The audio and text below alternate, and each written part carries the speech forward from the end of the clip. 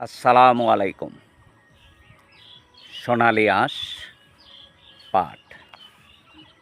এখন সেই সোনালি আঁশ বা পাটের মূল্য কৃষকেরা না পাওয়ায় তারা পাট চাষ থেকে মুখ ফিরিয়ে নিচ্ছে এবং আমাদের দেশি এবং ভেলি ২ ধরনের পাট চাষ হতো।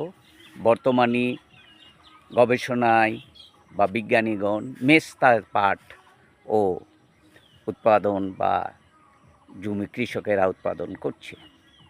তবে পাটের মূল্য যদি সঠিক না পায় এবং কাঠের মূল্য যদি একটু বেশি পায়, তাহলে সোনালি আঁশ বলে পরিচিত যে বিগত দিন বা পূর্বের যে আমরা কৃষকেরা পাট চাষ করতো, তারা আবার পাটের করবে। পাটের উৎপাদন বৃদ্ধি হলে, দাম ঠিক হলে কৃষকেরা লাভবান হবে। ধন্যবাদ সবাইকে।